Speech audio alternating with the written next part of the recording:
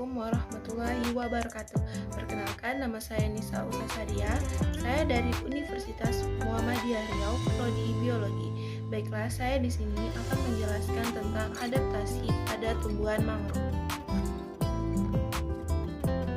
Nah, sebelumnya saya akan membahas sedikit tentang faktor yang mempengaruhi pertumbuhan mangrove.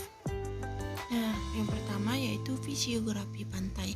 Fisiografi pantai ini dapat mempengaruhi komposisi, distribusi spesies, dan lebar hutan mangrove.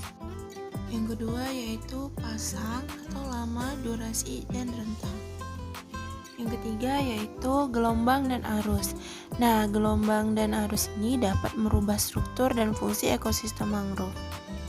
Selanjutnya yaitu iklim, di mana iklim ini mempengaruhi perkembangan tumbuhan dan perubahan faktor fisik. Yang kelima yaitu salinitas. Yang keenam yaitu oksigen terlarut, di mana oksigen ini berpengaruh besar bagi tumbuhan mangrove.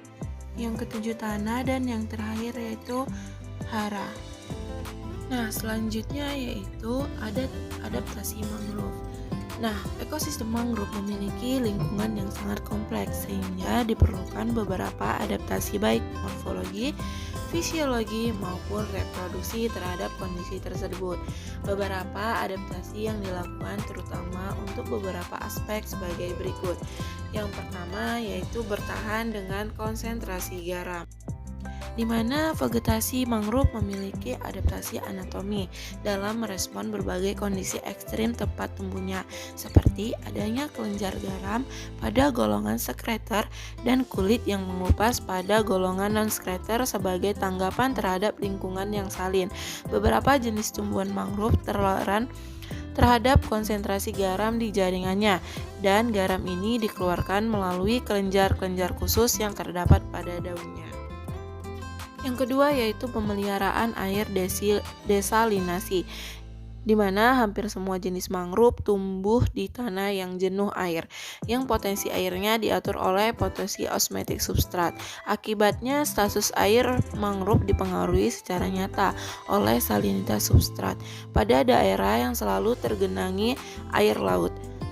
Selanjutnya yaitu spesifikasi akar. Akar merupakan organ yang kontak secara langsung dengan lingkungan salin.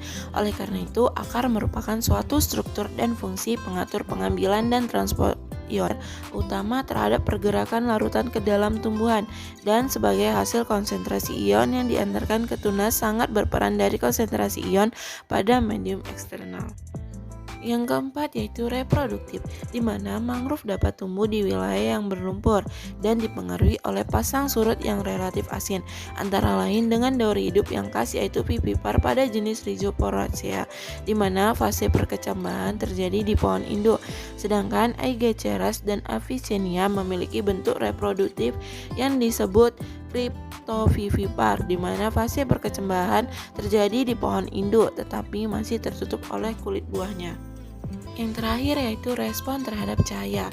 Sebagian besar hutan mangrove tumbuh baik di daerah tropis yang memiliki radiasi sinar matahari dan suhu yang pada umumnya tinggi, sehingga tumbuhan mangrove juga mengalami cekaman radiasi sinar matahari dan suhu yang tinggi. Sekian penjelasan dari saya.